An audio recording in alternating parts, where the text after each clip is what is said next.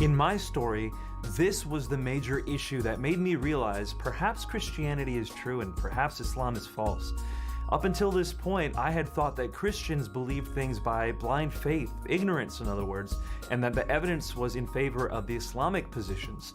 Whereas when I studied this information that we're about to discuss, I realized that the exact opposite was true, that the Quran on this issue stood against history.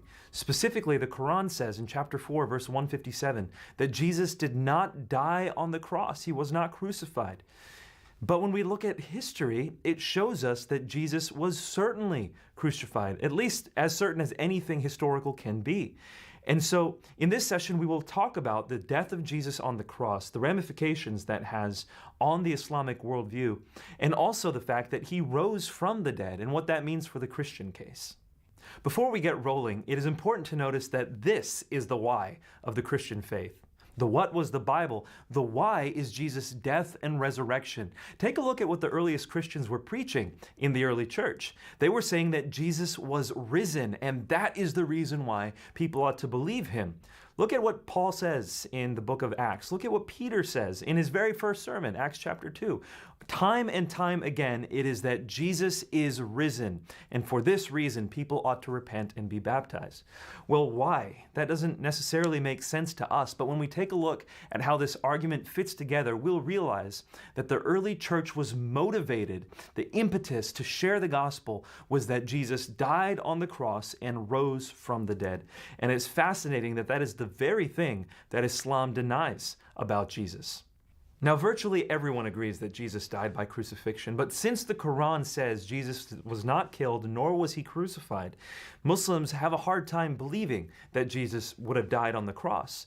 And so it's important to actually get into the evidence here. Usually we don't have to do this with agnostics or atheists, for example, but with Muslims it's important that we're familiar with this reasoning. Now, the first thing to say is that scholars who study Jesus' life are virtually unanimous that Jesus died by crucifixion.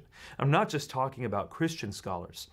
Agnostic and atheist scholars like Marcus Borg, Paula Fredrickson, Bart Ehrman, John Dominic Crossan, pretty much everyone who studies Jesus' life, even if they're atheists and agnostic, say that Jesus died by crucifixion.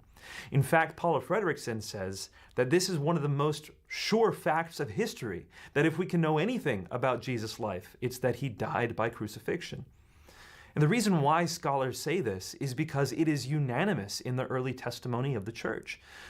For example, all four Gospels say that Jesus died by crucifixion. The book of Acts says it, Paul says it, Peter says it. Virtually everyone who says anything about Jesus in the New Testament mentions that he dies by crucifixion. But it's not just the Christians of the New Testament. Even outside the New Testament, second-generation Christians, such as Clement and Polycarp, etc., they say Jesus died by crucifixion. And then non-Christians say it as well.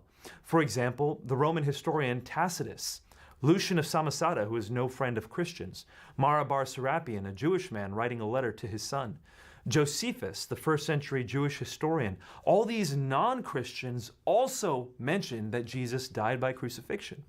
In fact, no one said anything to the contrary until the 2nd century. In the middle of the 2nd century, there were some Christians who began to argue that Jesus didn't die by crucifixion, but their reasoning was very different from Muslims' reasoning. Their reasoning was that Jesus is so divine that he didn't have a human body. These are called the Docetists, and they said that Jesus didn't have a physical body, therefore he couldn't have died by crucifixion. That is nothing that a Muslim would accept. A Muslim would never agree with that. And so, for all intents and purposes, nobody suggested that Jesus did not die by crucifixion. Now, before you say, Nabeel, just because no one suggested it doesn't mean it didn't happen. Well, there's a reason why no one suggested it, and that's because of the process of crucifixion. When we understand what the cross is, it's very hard to suggest that someone would have survived it, or in Jesus' case, that he was never put on it. We'll talk about that in just a moment.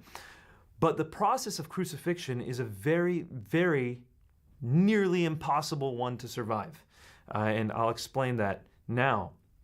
What people would do when they were going to crucify someone is they would first flog them. It was part of the crucifixion process called the pre-death. What they would do is they would tie the victim to a post and then whip them with something called a Roman flagrum. Now, this was a whip with approximately 6 leather cords that would come off of it, and each of those cords would have leather dumbbells on them. Now, each of those leather dumbbells would have shards of sheep bone and metal dumbbells on top. The purpose of this cord, the reason why it was designed the way it was so that when you would whip someone, the little leather balls would strike the skin, and the metal dumbbells would cause the blood vessels under the skin to dilate. And then the sheep bone would latch into the skin and rip the skin off. This was very well thought out. The Romans were very good at executing people. And so, because of the metal dumbbells, blood vessels would expand, lots of blood would be lost when the sheep bone would reach into people's skin and rip it off. We're told from ancient Roman authors that people would die during the whipping process. Some people have said that the skin of the victims would hang from their body in ribbons. Arteries and veins would be laid bare. Intestines would fall out because abdominal walls would give way. I mean, the flogging process itself would kill people. We look at Jesus flogging. I think, if you look carefully at John, Jesus was flogged more than the average flogging victim. In John's Gospel, Pilate presents Jesus to the Jews that were demanding Jesus' crucifixion, and he says, "Look at how bad I flogged him. Do you still want to crucify him?" I think that that's evidence Jesus received a worse flogging than normal. People died during that part alone. But then, of course, the crucifixion victim had to carry his cross. Specifically, he had to carry the crossbeam to the place where he would be crucified. It should be noted at this point that the crucifixion victim was usually naked. They were flogged naked, they would carry the crossbeam naked and be paraded through the streets with their skin hanging from their body, naked. Then they'd get to the point of the cross, and then their arms would be nailed into the crossbeam. If you take a look at the way the arm works, you have a radius and an ulna, 2 bones here, and then there's a nerve that runs right through the middle of it called the median nerve. This is the major sensory motor nerve of the arm, and that nerve would be pierced by nails being driven through it. And so the arm, the hand would be crushed immediately. That would happen on both sides, and then a 7-inch nail would be driven through the feet. And that would be what enables a person to continue breathing. You see, when you're hanging on a cross, it's very near impossible to breathe unless you can push up and breathe out. And that would prolong the death of the crucifixion victim until finally, when they wanted to kill the crucifixion victim, they would break the person's knees. We see that in the Gospels. That would cause the crucifixion victim to hang such that they can't breathe anymore. That was one of the many death blows that the Romans would use to kill someone. In addition to that death blow, Romans would sometimes crush the head of crucifixion victims with a sledgehammer. Other Roman soldiers would light the body on fire. Josephus tells us of scores of Jews whose bodies were lit on fire to make sure that they were killed. Some people would have their bodies thrown to dogs. Dogs would eat them. Or, as we see in the case of Jesus, a spear was sometimes used to pierce the heart of the crucifixion victim. Romans would make sure that the crucifixion victim was killed, because if they weren't, then the Roman centurion in charge of killing the crucifixion victims would himself have to forfeit his life.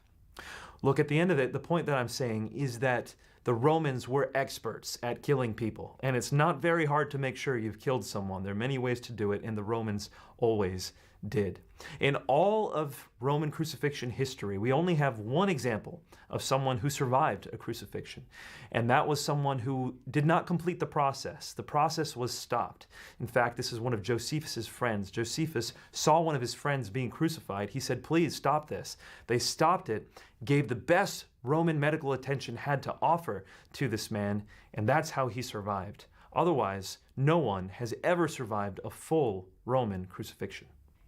Now, to bring this point relevant to Muslims, there are 2 major views that Muslims have regarding the death of Jesus.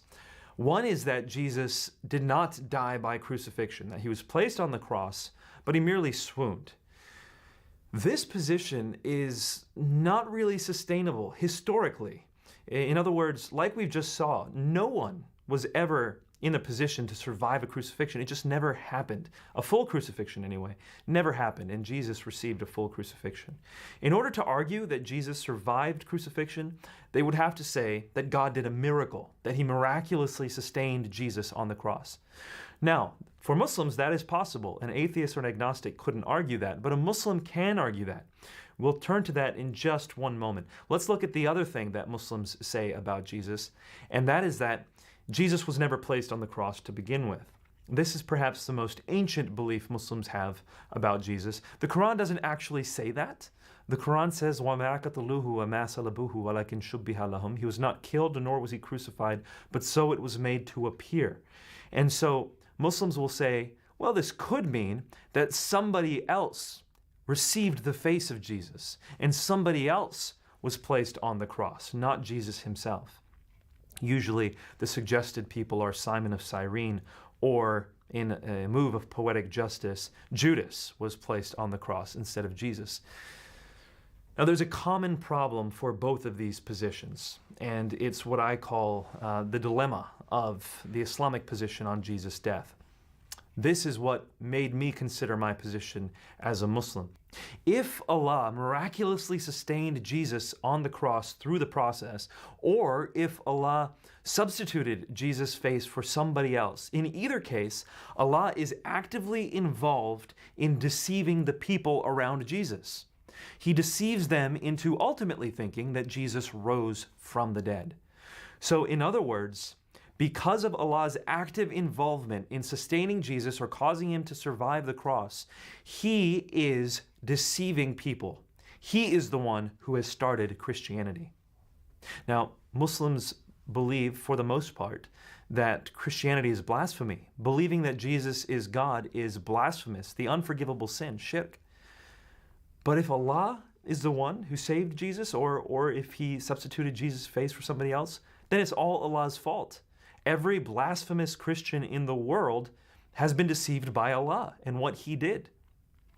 Now, a Muslim might respond to that and say, no, Allah just did that and then everyone else got confused. Well, really? Was Allah not able to tell the disciples that Jesus was not killed on the cross?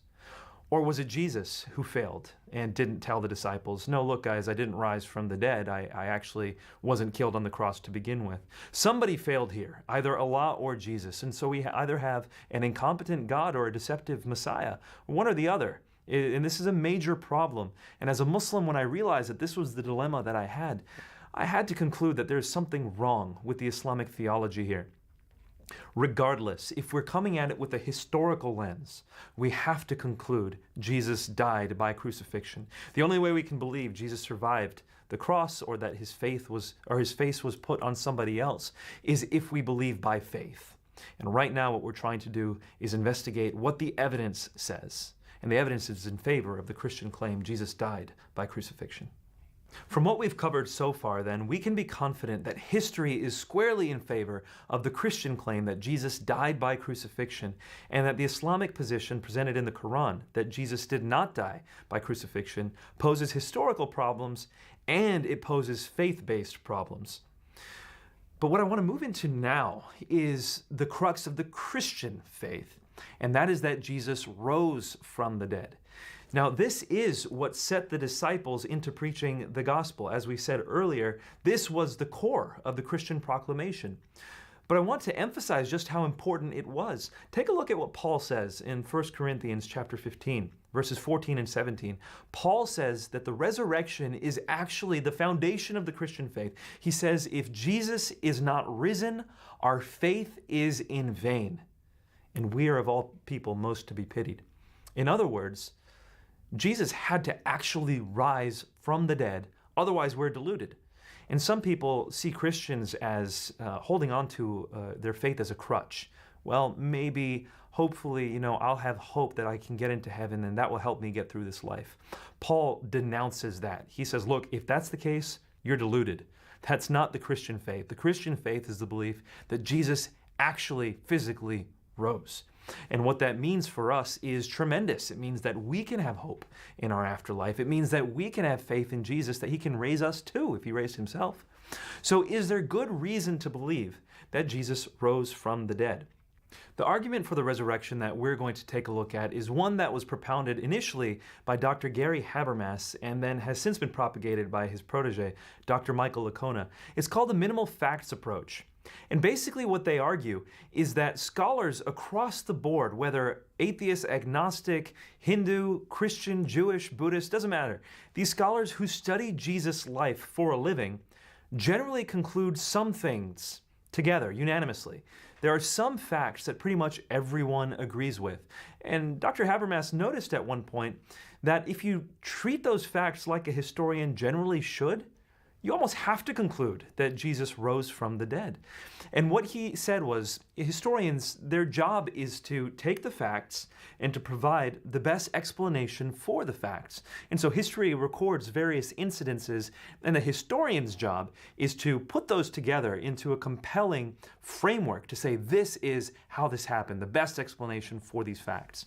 And so taking a look at what virtually all agnostic scholars, atheist, Jewish, Christian, whoever studied Jesus' life, taking a look at what all they believed, he found three facts that point towards the resurrection.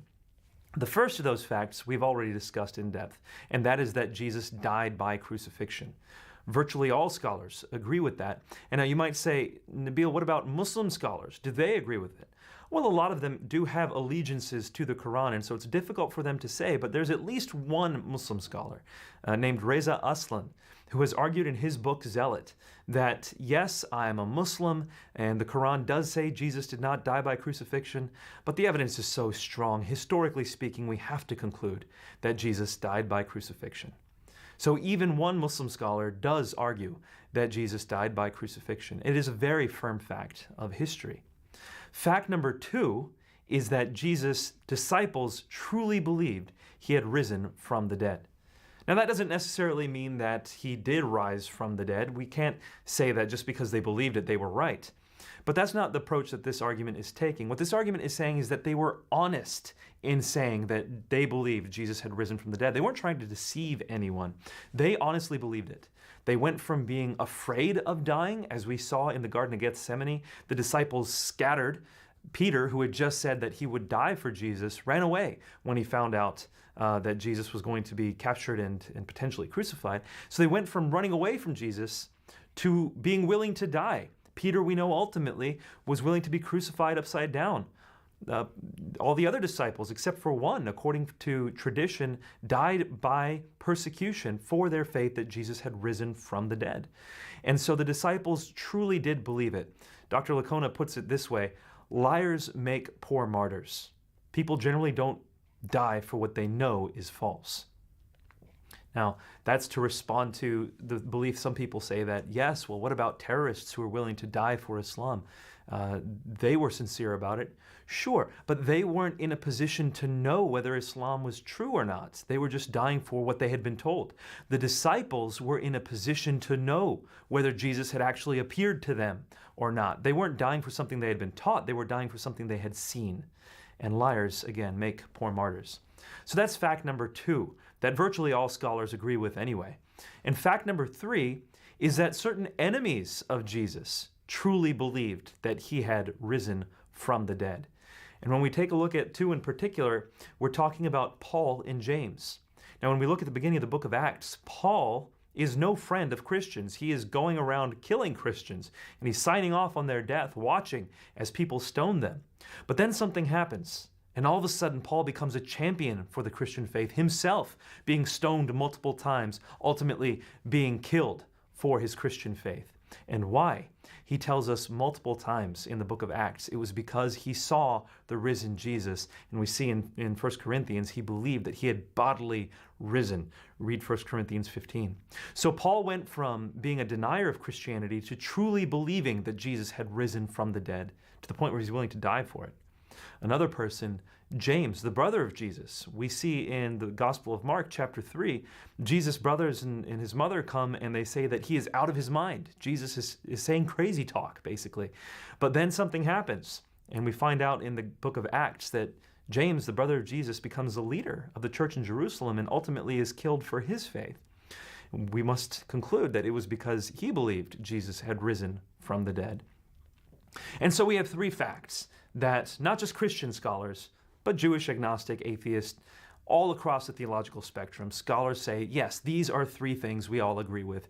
Jesus died by crucifixion, he had disciples that truly believed he had risen from the dead, and he had enemies that truly believed he had risen from the dead. How do we put these three facts together?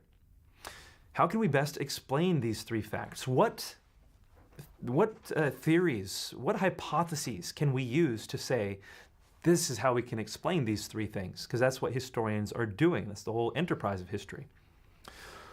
Well, the best explanation for the three facts, according to Habermas and Lacona, is that Jesus actually rose from the dead. That explains why Jesus could have truly died on the cross, and yet his disciples and his enemies believed he had risen. Alternative hypotheses that non-Christian scholars use range, but the most famous one is that his disciples hallucinated that he had risen. In other words, historians that are not Christians try to explain these events by saying, well, the disciples just hallucinated his return. But does that actually fit the facts? If they had simply hallucinated his return, does that fit the three facts? Well, it fits fact number one. They could have hallucinated his return and he had died on the cross. Yeah, that fits.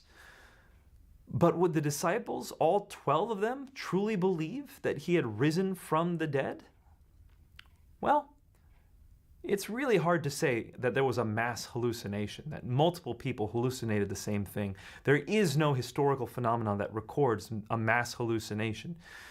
So that really doesn't happen, but let's give it the benefit of the doubt for the moment. Let's just say, okay, fine, the disciples hallucinated the return. Why would Paul, an enemy of Jesus, have all of a sudden believed Jesus had risen? The phenomenon of hallucinations requires someone to be emotionally attached to somebody. Paul had no emotional attachment to Jesus whatsoever. He had no reason to hallucinate the risen Jesus. This argument simply does not fit. And of course, James, why would he have hallucinated the risen Jesus? So the hallucination theory doesn't fit the facts nearly as well as the resurrection hypothesis does. Well, what else? What other hypotheses could we use to fit the three facts? A common one is that somebody stole the body, that Jesus' body was stolen from the tomb, and that's why people thought he had risen from the dead. Well, if the body was stolen, why would the disciples have believed he had risen? And once again, why would Paul have believed he had risen? This hypothesis simply does not fit. And as we go through the various hypotheses of the events, nothing fits nearly as well as the hypothesis that Jesus rose from the dead. And so Habermas and Lacona conclude, and I conclude along with them, that the only good historical conclusion is that Jesus rose from the dead. We have excellent reason to believe that, not just based on faith, but based on the evidence of history. So in this session, we've covered a lot so far. We've covered the evidence that Jesus died by crucifixion, something that makes the Christian case stronger and in fact goes directly against the Islamic case. But on top of that, we discussed the historical evidence that shows Jesus rose from the dead. Now, it was a lot to cover very quickly, and so I would encourage you to consider the evidence, think about it for yourself. You can't go and discuss the evidence with someone else and convince them until you yourself are convinced. So make sure you internalize the argument. Make sure that you've discovered the contours and the context of it and are convinced of it yourself before you discuss it with your Muslim friends. And once again, the point of all of this information is to talk to your Muslim friends, and hopefully you'll be able to show them that there is excellent reason to be a Christian. We have good historical reason. We don't have to believe by ignorance alone in the Christian case. We have good historical reason for it. And that they should consider that historical reasoning because it challenges them in their faith. Now, I consider this to be the Islamic litmus test. I consider the case for Jesus' death to be the one thing that shows whether a Muslim is actually approaching the evidence historically or if he's approaching it by faith alone. In my case, I looked at the evidence when I was a Muslim and I said, there is no way I can conclude that Jesus did not die by crucifixion historically. But at that point, I said, I am believing the Quran and Muhammad by faith. That was an important step for me to realize that the evidence was not in my favor. And a Muslim should hopefully conclude at least that. They might still walk away from the discussion saying, I have to still believe Jesus did not die on the cross. I have to believe that. I'm a Muslim and the Quran tells me that I have to believe that. Okay, fair enough. We understand. We're not trying to push Muslims to abandon Islam in one conversation. But hopefully, at the end of your conversation, you'll be able to help show them that at least they're believing it by faith and not by evidence. And that is one great step towards making the case for Christianity for them. It all comes back to this, the gospel, that Jesus died for our sins. And when we can show them that Jesus really did die, that's one further stride for us to be able to show them the door into the kingdom of heaven.